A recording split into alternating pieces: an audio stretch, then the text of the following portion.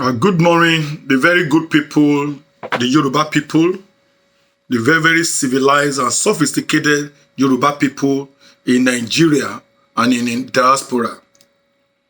I want to quickly use this opportunity to come in a strongest term against the barbarism, against the oppression, against the irresponsible invasion of Chief Sunday Adeyemo Igboho's house in Shoka, Ibadan, Oyo State of Nigeria. In fact, as I make this video, my heart bleeds. My heart really bleeds. And I have a heavy, very, very heavy heart that what kind of country do we have as Nigeria? What kind of country is this, Nigeria? What is the offense of Chief Sunday Adeyemo Igboho? What is offense? An agitator, a famous Yoruba agitator that is moving peacefully with a scores of others, raising awareness, in the Yoruba state, conscientizing people, creating awareness, telling them on the reason why all of us have to vote in a referendum and a plebiscite and a call for self-determination, that we don't really feel secure in Nigeria again. We don't have a sense of belonging in the affairs of governance in Nigeria again. We cannot allow our people to be massacred in their number. We cannot allow our people to be drafted out of their ancestral home and ancestral land by the Bororo Fulani people that are coming with their cow to eat up their cash crop in their farms. That we cannot allow this silence by the government, which we all voted for, to protect our lives and property. Is that the offense of Chief Sunday Adeyemo Igboho? To the fact that the federal government of Nigeria, through the DSS, could invade his house in the wee hour of the night when they were sleeping,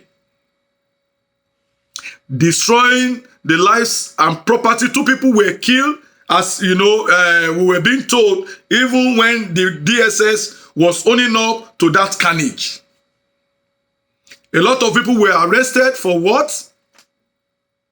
His house, Chief Sunday Adeyemo Igboho's house, was damaged beyond repair. His cars, fleet of cars were damaged. And then we say we have a government, the government of Nigeria, protecting all of us.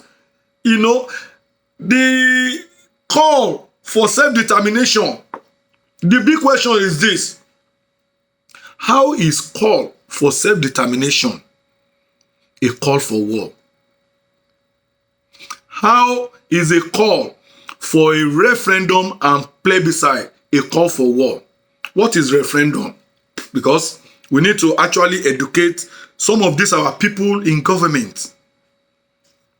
Referendum is a political principle where the members of a country or a member of a society will gather together to come and determine, to come and decide, to come and vote on a pertinent question or on a national question or on the change of the constitution with which they are being governed.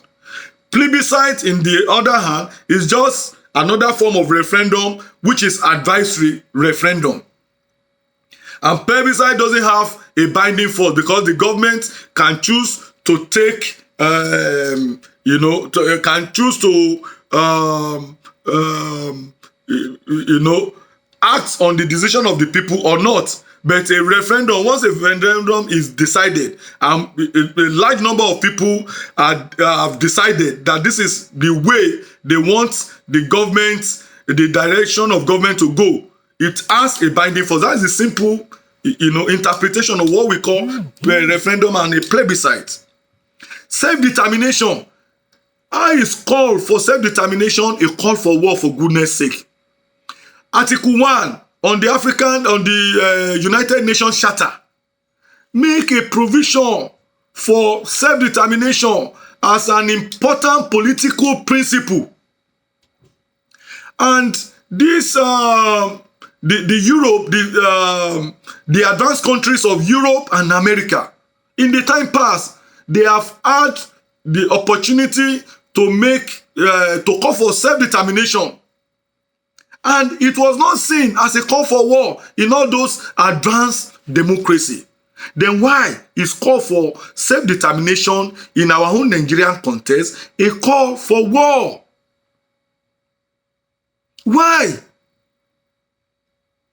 And this federal government, the Fulani-led federal government, they are stopping at nothing to, to suppress, to quench, peaceful agitation. Whereas a lot of genocide is going on in the north. We have bandits all around, kidnapping school children, moving them into the bush, taking ransom from their parents. Gumi going into the bush to go and negotiate with this terrorist group. Yet the federal government has not called, has not declared the bandit, the Fulani herdsmen that are going to kill people in their farms, in their squads, in their, hundreds. They have not declared them terrorists. They are not invaded them in the way they have invaded Chief Sunday Adeyemo Igboho's house. Yet we say we have one Nigeria. That Nigeria belongs to everybody. Come on, why?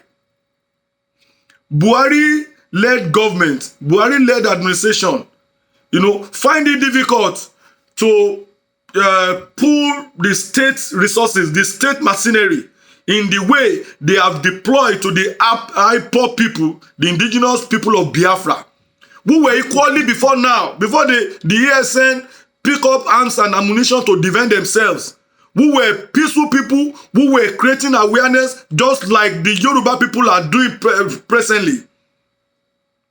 But the Buhari government declare Operation Python Dance. If you remember, in 2016, 2017, where hundreds of Igbo people were killed.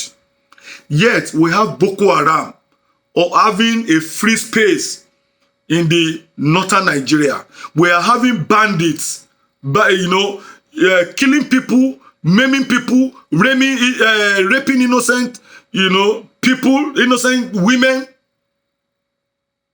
And we don't have such a declaration of force, to quell all those insurgency by the present administration. So, to some of us, it seems that there is a particular sinister agenda. And Chief Obasanjo has said it before, that is there's an agenda for the Fulanization and Islamization of Nigeria, which is an aberration, which is an anathema to our very, very civilized existence. How is call for self-determination a call for war? How is a call for a referendum and plebiscite a call for war? What has Chief Adeyemo Igboho, what has he done? What offense has he committed to have warranted such massive deploration of the state machinery? We don't need such a machinery in the south. We need these soldiers to go into the Sambisa forest, where Boko Haram people are collecting taxes, where the bandits are collecting taxes before they can allow people to go to their farms. And none of them were ever brought to book. None of them were, none of them were ever arrested. Nobody was ever charged to court. And yet, we say we have a country that all of us have the same sense of belonging. Rather for the federal government to deploy a massive force to quell all this insurrection, they will they put in place a principle of Operation Safe Corridor, whereby a repentant Boko Haram, a repentant terrorists will be rehabilitated and will be given money and they will be released into the society. If they are not released into the society, we have a score of them, recruited into the Nigerian army. And yet, with this Operation Safe Corridor, this banditry, Boko Haram killing and carnage, the arson was still continuing, was multiplying at a geometric progression. And yet, Buhari, the only thing he could do, oh my God, is to come heavy on, on innocent people who are calling for self-determination, who are calling for a referendum, who are saying we no longer have confidence in the government of Nigeria, whose responsibility should have been the protection of life and property of his people. That we no longer have confidence in that government, that this government has failed woefully in all ramifications. Economically, they have failed. Security-wise, they have failed. There is hyperinflation everywhere in Nigeria. In fact, I'm so sad. And my heart is so heavy this morning. My heart is so heavy this morning, and I feel ashamed of myself to still maintain that identity as a Nigerian. Please, Buhari, let everybody go. Let us go and form our country. Go and form your Arewa country and practice your Sharia law. Because even before now, in contravention of Section 10 of the 1999 Constitution, that a state shall not declare a state or adopt a state religion. You have done it in the past against the heterogeneity of Nigeria. So what are we still doing together? We are not the same people. Yoruba people, culturally, we are different from the Igbo people. We are different from the Arewa people. Go and form your country. We, the Yoruba people, we are well more than 70 million people. We are enough to form our country. Let the Biafra people, let them go and form their own country so that we can save the destruction of life and property. That is not a call for war, except the federal government that is declaring war on its own citizen. And we are calling on the international community to act now, act timeously to save life and property in Nigeria. Don't let us wait for the kind of genocide that occurred in Rwanda before the international community will act. We are people, we are Yoruba people, we are equally a stakeholder. We have a stake in the United Nations. We have a stake there. In fact, we have registered, this our agitation in the UNPO, the unrecognized people in the United Nations. We are begging, we are beckoning on you now to come to our aid.